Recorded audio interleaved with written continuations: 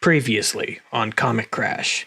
And to exact my revenge, I will hunt you for all eternity! What are you even doing here? I thought we took care of this last year. I'm actually up for a performance review. It's my boss. I gotta go.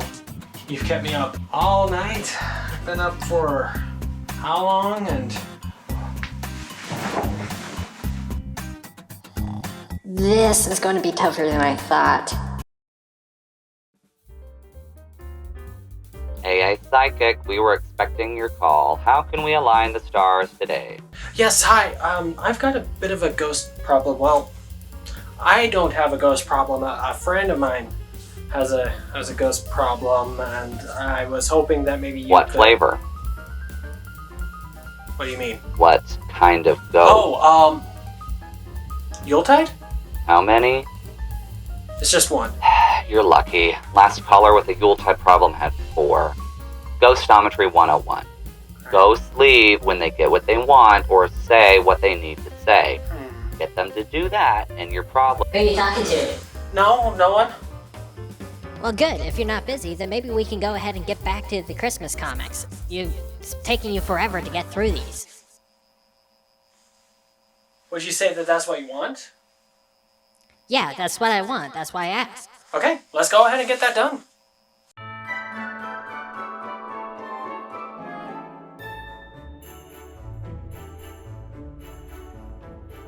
Hey everybody, how's it going? And welcome back to Comic Crash, my little show on the internet where we talk about comic books and stuff. The death of Captain America. This was a huge event that took place right after Civil War. Like, holy cow, Marvel was really on a roll during this time. They just had Civil War, then they came out with the death of Captain America, and just really cool things happened after that. Yeah, no. Cool book. Now, in the middle of this book, well, not even the middle of this book, it's still kind of like the prologue to the book. Like, there was this great, interesting story about the Winter Soldier.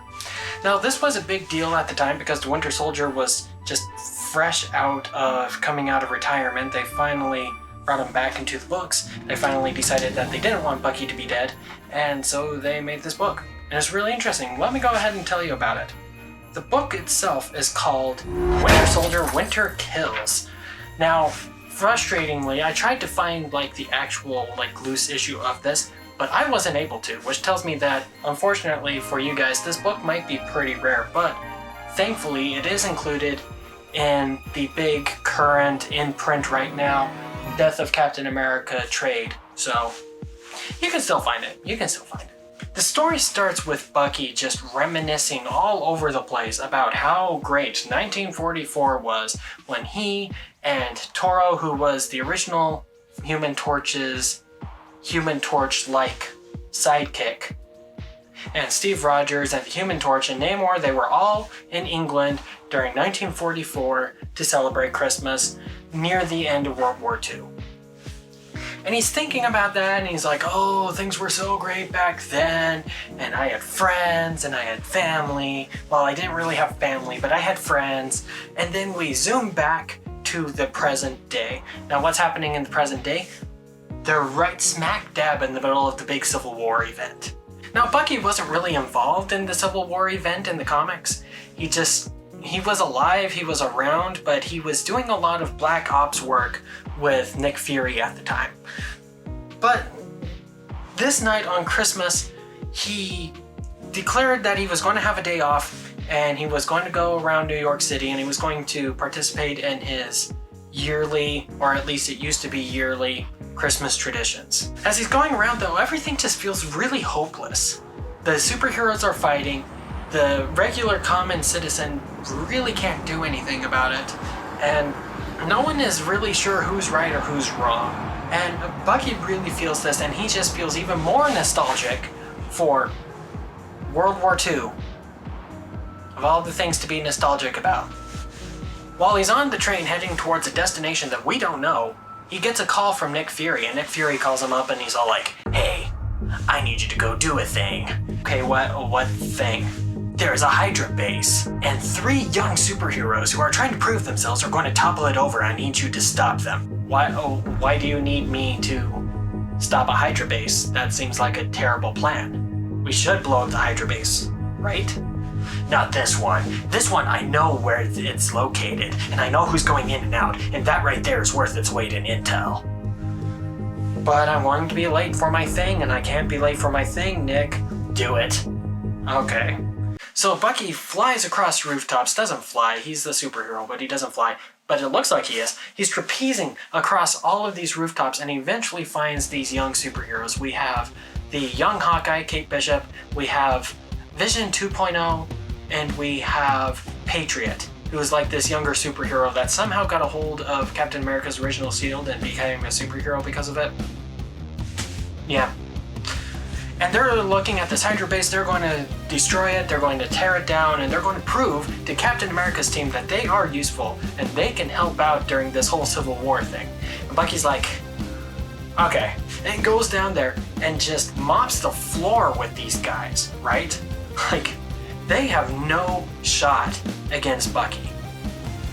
Eventually, they stop fighting because Kate Bishop is like, you know what? No, he's not actually trying to hurt us, he's just throwing us around. So let's stop, what's going on? And Bucky explains, look, we can't blow up this Hydra base because Nick Fury's watching it, and if Nick Fury's watching it, then we can't mess with it. And while he's trying to explain this, a Hydra agent finds them. And Bucky ends up throwing one of Kate Bishop's arrows through the guy and is like, great, the Sentry found us, and now our cover is blown, this place knows that we exist. Hey, Nick, what do you want us to do? My backup plan that we have with all Hydra bases, burn it to the ground. This is going to take a lot of time, I can't be late for my thing. Well, have the young superheroes help you. And so he gets the young superheroes and he and them, they go into the Hydra base and they just blow the place up. There's a lot of fighting, there's a lot of punches, there's a lot of guns going off. It's a pretty cool, bombastic fight. And at the end of it, Bucky's like, okay, thanks for your help, I'm gonna leave now, bye. And he just runs off. Now, Vision 2.0, it's important to note this, Vision 2.0 goes back through his databases and he's like, you know what? It doesn't make sense because he should be dead, but I think that's Bucky Barnes. I think that's Captain America's old sidekick. Everyone's like, hold on, he's alive? What? Bucky gets to a cemetery, and he's standing over the grave of his former best friend and the Human Torch's sidekick, Toro. And while he's standing there, the three young heroes show up and they're like, hey, you're Bucky. We figured this out. Don't worry, your secret's safe with us, but we just wanted to say that it was a huge inspiration to us when you became Captain America's sidekick. And Bucky's like, oh, okay, well, thanks for the sentiment.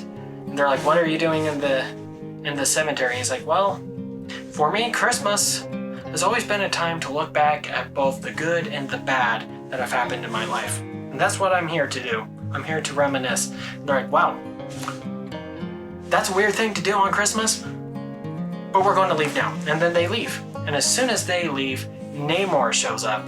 And Namor finds Bucky and he's like, wow, I can't believe you're not dead. Good on you. I'm happy you're not dead. He's like, thanks, Namor, but I have a big question. Toro, I need to know what happened to my best friend. I missed it. It's not a short story, says Namor. It's a long story. There's a lot to it. I have the time. And the two sit down and they talk about past friends. Okay, let's talk about this book real quick. First of all, I want to talk about the art. The art is immaculate. The art is really, really good, really consistent throughout. It's really dark, is what I noticed. Now, this was kind of the trend of Marvel Comics at the time. Like, if you open up Civil War is also pretty dark, like, just as far as, like, colors go. And it's fine, especially since this whole thing takes place at night. But I kind of wish it didn't. I kind of wish there was a little bit more variety in the colors. I wish there was a bit more contrast to things. Because, like, it really is just super dark the whole time. I would have loved it if we saw, like, maybe the next morning and maybe Bucky walked around town and he like had a little bit more hope for people, and we kind of exemplified that by having brighter lights. Now, the story itself is really well written. This is a well-written book with a lot of well-written dialogue, which makes a lot of sense. This time period was probably some of the best that you could have expected from Captain America. The message at the end of it is a little bit weird, where Bucky kind of talks about how accepting the bad is just as important to him for Christmas as the good. So it's weird, but it's unique. We don't get a whole lot of messages like that, but that kind of just helps the overall dark message and dark tone that this book has. Now, the other thing I gotta talk about with this book is the background knowledge that you kind of need for it. Now, most comic books, it's kind of a myth that you need a lot of background knowledge for comic books, because you don't. Typically speaking, comic book artists and writers know that things get complicated, but within the first 2 or 3 pages, you're going to understand everything you need to know to fully appreciate the story. However, this one is a little bit different, but I can understand why. At the time, the Winter Soldier, Bucky Barnes, was a very, very, very, very, very obscure character. The only people who would have known about Bucky Barnes or cared about Bucky Barnes were people who were already very deeply invested in comics. So that's a thing. But what that kind of means is that the target audience for this book already is into the obscure superheroes, so you get really obscure superheroes. You get, in the modern day, Patriot, who I don't think has appeared in anything, might have had a minor role in Falcon and the Winter Soldier, like a cameo kind of role. You got Kate Bishop, who up until recently, nobody cared. You have Vision 2.0, who isn't quite the Vision that we've been seeing in movies and series, but sort of is, but it's complicated. And then you have all the Golden Age stuff. You have a different Human Torch than what we're used to. The Human Torch is a cyborg and has a sidekick that hasn't appeared in anything. Namor just barely got put into the public consciousness. Like, there's a lot in this book that you just wouldn't know if you aren't in the know. And I could see that really being a barrier to enjoying the book. Heck, for me, it was even kind of a barrier for enjoying the book, because it's like, oh, that's right, we have all of these Golden Age characters that haven't done anything in comics since the 40s, but we're going to say that they did. And so if you don't know them, you're just kind of out of luck, especially since the big emotional lynch point in this whole thing was about Bucky missing his friend Toro. At the time, again, I can understand it, because not just the obscure characters, but all the characters, up all the way to Bucky Barnes, were obscure. It's just that some of them aren't obscure anymore. And I could see that being a problem if you were going into this book expecting to see the Winter Soldier do stuff. Overall, though, it's a neat book. It looks good. It reads well. It's not the most essential reading, but if you're looking to get more into the history of the Winter Soldier, you want to see some of his earlier adventures, you want to see, like, Bucky Barnes coming back from the dead, it's kind of a neat book. It's kind of a neat way to further yourself into that universe and into the Captain America, Winter Soldier kind of universe. All right. We talked about the comic book. You can leave now. Yeah, I mean, that was great, but I'm not going. What do you mean? No, no. You said you wanted me to talk about Christmas comics, and I did. 4 times, in fact, for you. So, no, we're done. That Ghostometry 101, when you get what you want, then you leave, and you said that what you wanted me to do was talk about Christmas comics, and we're done. Yeah, my mission isn't complete here. I was sent to make sure you felt the Christmas spirit, and the best way I could figure out how to do that was to go ahead and, talk about comic books like you'd like to. I figured that if I got you to think about enough comic books, you'd start to feel the Christmas spirit. Well, yeah, I agree with you.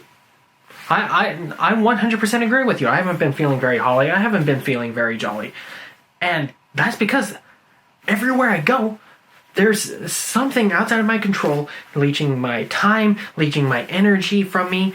And it was driving me crazy. So I was hoping this year I could just sit down, have a simple holiday season where I enjoy the season, I read some good comic books, I watch some cartoons, just overall relax, and then you show up. You show up and you take all of that away from me. So you know what? No, I'm not feeling the Christmas spirit. You're not going to make me feel the Christmas spirit. And we're done here. I'm not doing anything more for you. I'm sick of it. You can leave now. Now hold on a minute. Let's not be too hasty. I said go!